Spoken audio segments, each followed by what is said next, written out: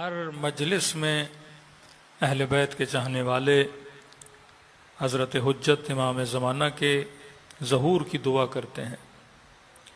دعا کرنے کا سبب تاکہ کائنات میں اللہ کے حقیقی دین اور حقیقی اسلام کو نافذ کیا جائے، کہ جتنے چہرے اسلام کے بنا دیے گئے، جتنے عقیدے مسلمانوں نے آپس میں بنا دیے، کہ ایک ہی جگہ پہ 5 مولانا 4 مولانا بیٹھتے ہیں، کوئی حافظ ہے، کوئی حافظ حدیث ہے، کوئی حافظ قرآن ہے، لیکن کسی ایک نتیجے پہ نہیں پہنچتے، ایک دوسرے کو بدعتی اور مشرک کہہ رہا ہوتا ہے، کوئی کسی کو مومن ماننے کے لیے تیار نہیں، یہاں تک کہ مسلم پر کفر کے فتوے لگاتا ہے۔ ہم مسلمانوں کو یہودیوں نے اتنا نہیں مارا، ہم مسلمانوں کو کفار نے اتنا نہیں مارا جتنا مسلمان نے مسلمان کے گلے کاٹے۔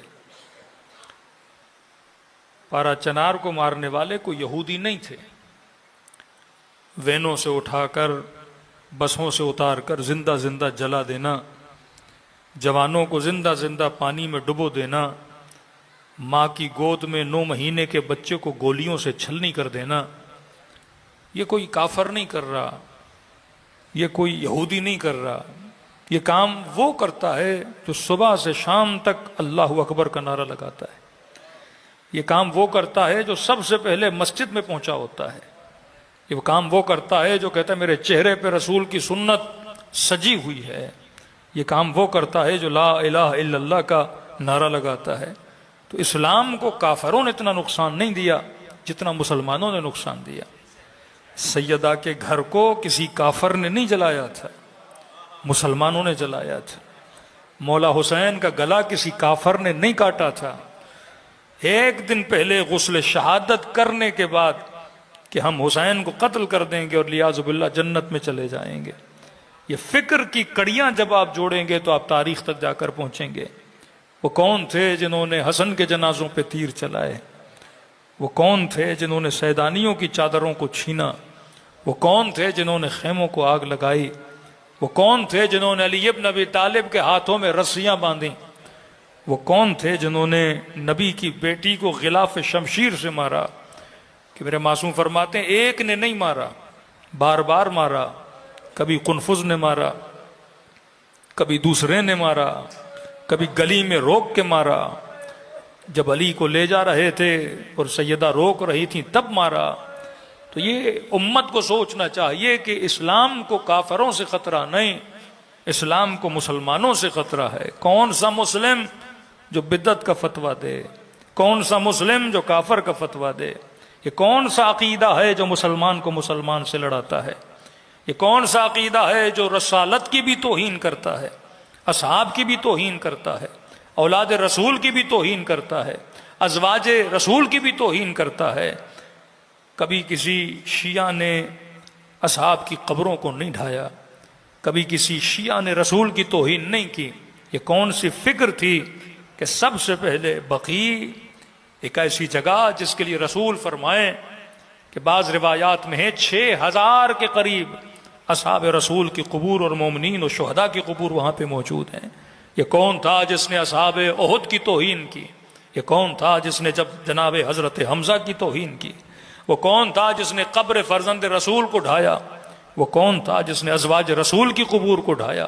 وہ کون تھا جس نے عثمان ابن مظعون کی توہین کی، جس کے لیے رسول یہ فرمائیں کہ اگر میرے رشتہ داروں میں سے کوئی دنیا سے چلا جائے اس کی قبر وہاں بنانا جہاں عثمان ابن مظعون کی قبر ہے۔ یہ کون تھا جس نے فرزندان رسول کی قبور کو ڈھایا؟ جنہوں نے کفر کے فتوے، جنہوں نے شرک کے فتوے۔ یہ تاریخ اسلام اور مسلمانوں سے سلمان رشدی جیسے جب لوگ نکلے ہیں، انہوں نے کن کی کتابوں کو پڑھ کے رسول کی توہین کی؟ انہوں نے کون سی روایتیں پڑھ کے رسالت کی توہین کی، انبیاء کی توہین کی؟ وہ کون سا مکتب تھا جس نے رسول کی توہین کی؟ اور یہاں تک کتابیں لکھی گئیں، کسی صحابی کے نام پہ کتاب لکھی، کلیاذ باللہ 50 آیتیں قرآن کی ایسی تھیں جو اللہ کی بھیجی ہوئی نہیں تھیں، شیطان کی بھیجی ہوئی تھیں، اور رسول کو پتہ نہ چلا، لیاذ باللہ۔ اور کوئی صحابی تھا جو نبی کو بتا رہا تھا، یہ آیتیں اللہ کی طرف سے نہیں ہیں، یہ آیتیں شیطان کی طرف سے ہیں۔ کون ہے جس نے رسول کی عصمت پہ حرف اٹھایا؟ کون ہے جس نے ازواج کی توہین کی؟ کون ہے جس نے آل رسول کی توہین کی؟ یہ ایک ہی عقیدہ ہے، یہ ایک ہی ناسور تھا اسلام میں جس نے مسلمان کو مسلمان سے لڑایا، جس نے گلے کٹوائے۔ وہ کون سا مکتب تھا جن کے لیے کسی قوم کا خون پینا ایسے ہے جیسے انسان پانی پی لیتا ہے، کسی قوم کے گلے کاٹنا ایسے ہے جیسے جانوروں کے گلے کاٹے جاتے ہیں؟ وہ کون سا مکتب ہے جس نے موصل میں 400 جوانوں کو ایک دن میں موت کے گھاٹ اتار دیا؟ یہ کون سی فکر ہے جو بسوں سے اتار کر شناختی کارڈوں کو چیک کر کے لوگوں کے گلے کاٹے جاتے ہیں؟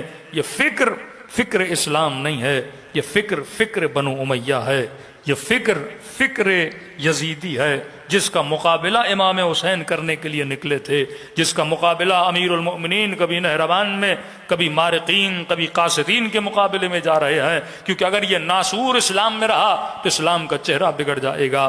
آج کون ہے جس نے اسلام کو عزت دی؟ آج کون ہے جس نے اسلام کا وقار بلند کیا؟ وہ یا حسین ہیں یا حسین کے چاہنے والے ہیں۔ آج کون ہے جو آل یہود کے مقابلے میں کھڑا ہے؟ آج کون ہے جو مسلمانوں کی حفاظت کے لیے سپر بن کے کھڑا ہے؟ ایک طرف وہ ہیں جو مسلمانوں کے گلے کاٹ رہے ہیں، دوسری طرف وہ شہید حسن جیسے، وہ شہدائے لبنان جیسے کہ جنہوں نے کوئی مذہب کی تفریق نہیں کی کہ یہ شیعہ ہے یا سنی ہے، بس ایک نعرے پہ چلے جو علی ابن ابی طالب کا نعرہ تھا، کونوا للظالم خصما وللمظلوم عونا، کہ جہاں جہاں ظالم نظر آ جائے کہ مت دیکھنا اپنا ہے یا غیر ہے، اس کے مقابلے میں کھڑے ہو جانا، اور اگر مظلوم تجھے صدا دے مدد کے لیے تو یہ نہ دیکھنا شیعہ ہے، یہ نہ دیکھنا مسلمان ہے، اگر وہ انسان ہے اور مظلوم ہے تو مدد کے لیے ایسے جانا جیسے حسین ابن علی کربلا کے لیے روانہ ہوئے تھے۔ اگر اس کے لیے بچوں کی قربانی دینی پڑے تو دے دینا، اگر اس کے لیے جان کی قربانی دینی پڑے تو دے دینا۔ ارے مدینے میں امام کی نماز بھی بچی ہوئی تھی، سیدہ زینب کی چادر بھی بچی ہوئی تھی، سکینہ کا بچپنا بھی بچا ہوا تھا، لیکن مولا کس لیے نکلے؟ راہ حق کے لیے نکلے۔ تو جب تک امت اس ناسور کو اپنے اندر سے نہیں نکالتی، جو ناسور رسول کا بنا ہوا نہیں، اسلام کی صورت نہیں، بلکہ کفار نے مسلمانوں کے اندر بنایا ہے۔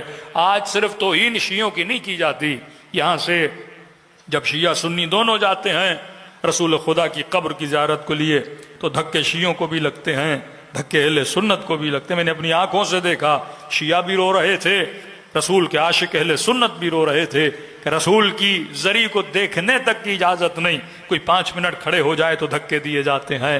قبور کی زیارت کی جائے ایک فاتحہ پڑھنے کے لیے کہ نبی کی بیٹی کی قبر پہ انسان 4 جملے دعا کے پڑھ لے، جو شفاعت کے منکر ہیں، جو قبروں پہ جانے کے منکر ہیں، جو بدعت کے فتوے دیتے ہیں، تھوڑی دیر کے لیے کیمرہ نکال دو تو انسان کے ہاتھوں پہ چھڑیاں ماری جاتی ہیں۔ یہ عقیدہ اسلام کا عقیدہ نہیں تھا، یہ وہ عقیدہ تھا جس نے مسلمان کو مسلمان سے لڑایا، جس نے اسلام اور مسلمانوں کو پوری دنیا میں بدنام کر دیا۔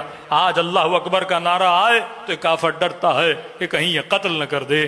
آج مسلمانوں سے نفرت کی جا رہی ہے، کون سا اسلام ہے جو باعث نفرت بن رہا ہے اور کون سا اسلام ہے جو باعث محبت بن رہا ہے؟ ایک وہ اسلام جو بنو امیہ کا اسلام ہے جس نے امت میں تفریق کو پیدا کیا، نفرتوں کے درختوں کو پیدا کیا، ایک وہ اسلام ہے جو حسین ابن علی کا اسلام ہے۔ آج سب سے بڑی تنظیم اگر کسی نے اتحاد کی بنائی وہ شیعوں نے بنائی ہے۔ کون ہے جو اپنے سفروں پہ سب کو بلاتا ہے؟ کون ہے جو اپنی مجلسوں میں سب کو دعوت دیتا ہے؟ کون ہے جو بلا تفریق کہتا ہے آ جاؤ؟ ہم نے کبھی بینر نہیں لگایا کہ یہاں صرف شیعہ آ سکتے ہیں، ہم نے کہا شیعہ بھی آ سکتا ہے، اہل سنت بھی آ سکتا ہے، اگر کسی ہندو کے دل میں بھی عشق حسین ابن علی ہے وہ اس مجلس میں آ سکتا ہے، کیونکہ یہاں پہ پیغام محبت دیا جاتا ہے۔ یہ وہ دین ہے جو امام حسین نے بتلایا کہ لشکر میں چل رہے ہیں، یہ نہیں کہا کہ صرف اپنے آئیں گے۔ اگر وہ مسیحی تھا لیکن حق طلب تھا، حق شناس تھا تو آیا حسین کے لشکر میں۔ آج دنیا اسے سلام کر رہی ہے، آج دنیا دیکھ رہی ہے۔ واللہ آج انہی کے جوانوں سے جا کے پوچھئے کہ کون ہے جو آج اسلام کے دفاع میں نکل رہا ہے۔ وہ بھی برملا کہتے ہیں یہ حسین کی فکر کے رکھنے والے ہیں، جو استعمار کے مقابلے میں بھی کھڑے ہیں، جو ظلم کے مقابلے میں بھی کھڑے ہیں، جو اپنے جوانوں کی جانوں کو قربان دے رہے ہیں۔ تو میرے عزیز، دو طرح کی آئیڈیالوجیز ہیں، ایک آئیڈیالوجی وہ جو یزید کی آئیڈیالوجی، ایک آئیڈیالوجی وہ جو حسین کی آئیڈیالوجی ہے۔ کہ حسین کی آئیڈیالوجی ہے، اسلام کا صحیح چہرہ پیش کرتی ہے، اور وہ یزید کی فکر ہے، جو اسلام کے چہرے کو مس کر دیتی ہے۔